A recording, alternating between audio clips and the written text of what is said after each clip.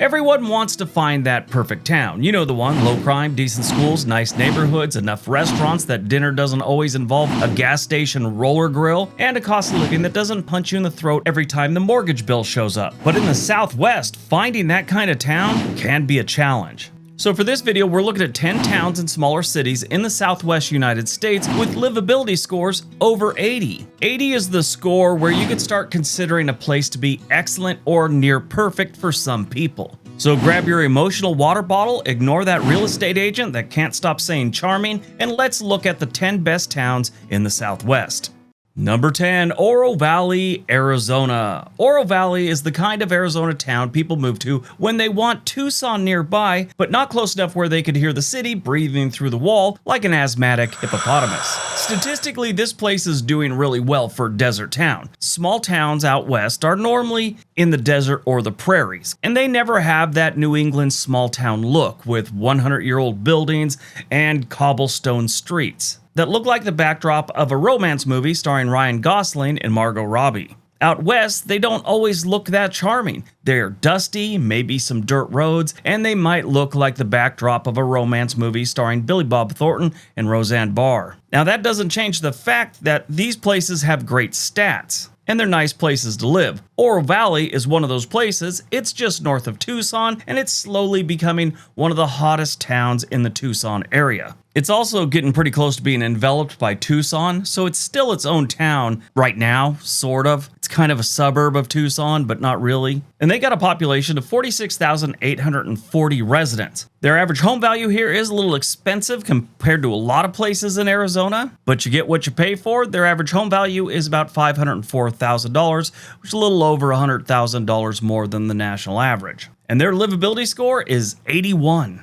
Number 9, San Marcos, Texas. San Marcos sits between Austin and San Antonio like it's trying to decide which metro area it's going to be joining in the near future. San Marcos is one of those places where people move to when they've seen one too many bum fights outside of Whataburger in San Antonio or Austin. This is a town with great stats, and it sits right in that gray area between city and town. And it still has that college town feel thanks to Texas State University, and it's got a pretty good downtown that hasn't completely turned into a parking garage with margaritas. This is a great place because of the stats and the proximity to two major cities. San Marcos has a population of about 67,711 residents. Their average home value is below the national average. It is $312,211, and their livability score is 81. All of the stats are pretty good except for employment, because a lot of people either work in San Antonio or Austin, and this is kind of, I don't know, somewhat of a bedroom community.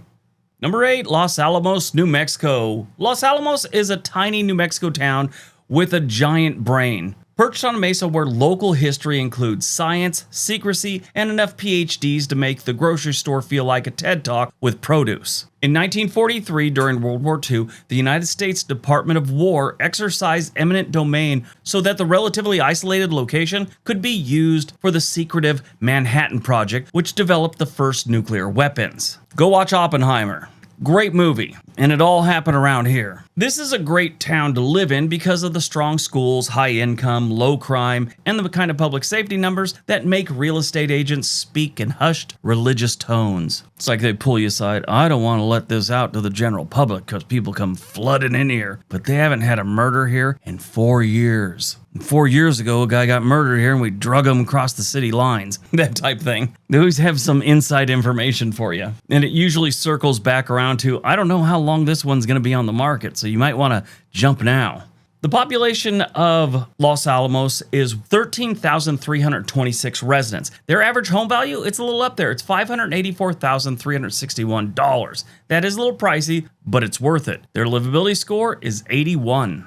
Number 7, Kerrville, Texas. Kerrville is hill country without the Austin headaches, where the river is pretty, the pace is slower, and every third person sounds like they moved there to simplify their life after cashing out somewhere louder. Recently, Kerrville has become very popular with retirees, and there's a few different reasons for this. One, the Guadalupe River's right there in case you want to, go sit by the river. They've got decent healthcare, a lot of small city amenities, and that classic Texas hill country scenery that makes people suddenly develop strong opinions about porch furniture and the government. This is not a bad place to live. It sits northwest of San Antonio, and it's kind of out there by itself, but still not too far away from San Antonio in case you need to go there. I like the Texas Hill Country. It's a nice place to be. But Kerrville has a population of 24,145 residents, and their average home value is about $354,000, which is not bad. And their livability score is 82. The only stat that isn't in the A's is the employment. That's a C-. That's because they don't have the best income per capita. It's 5% lower than the national average.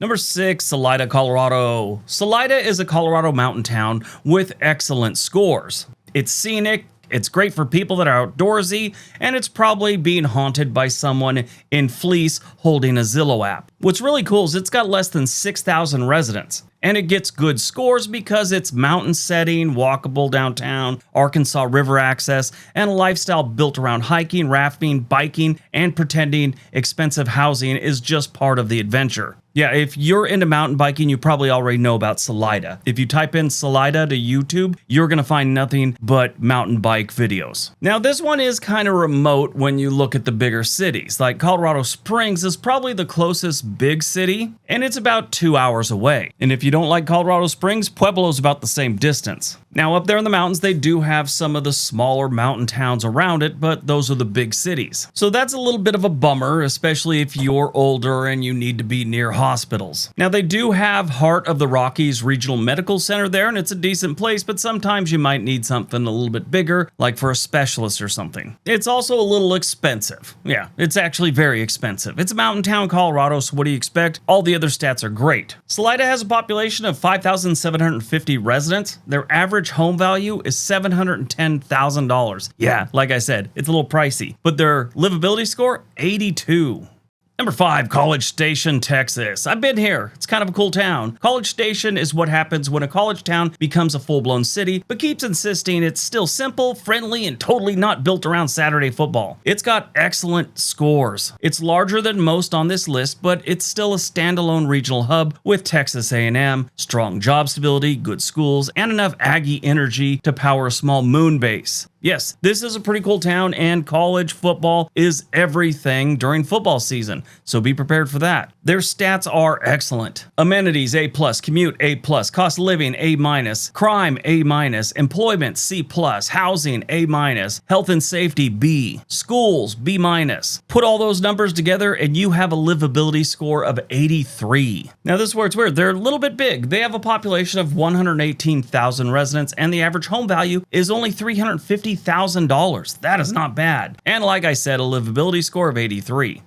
Number 4, New Braunfels, Texas. New Braunfels is German charm, river tubing, rapid growth, and Texas confidence all stuffed into one place that keeps getting bigger while pretending it's still a quiet little getaway. This place is kind of cool. It's got a really nice water park in town called Schlitterbahn, and it's got the Guadalupe River right there. They've got historic downtown festivals and access to San Antonio and Austin. Like San Marcos, it sits right between Austin and San Antonio, and New Braunfels has become one of Central Texas' fastest growing cities with like major retailers, restaurants, entertainment things expanding into the city. They have a population of 86,374 residents. Their average home value is only $350,000, which is not bad for a place with great stats. Their livability score, 85.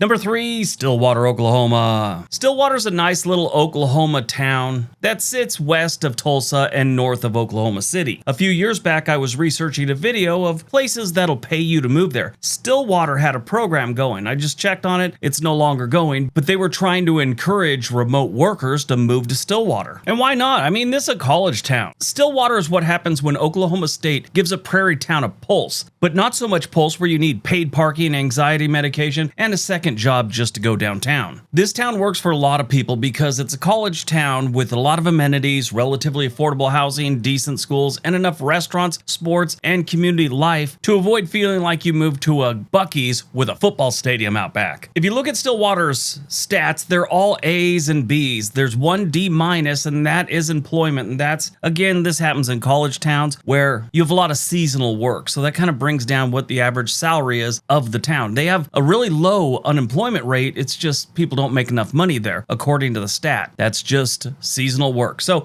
I think it's a little false, but overall, this place has great stats. They also got about 51,000 residents. The average home value here is only $266,000. That is outstanding, and their livability score is 85.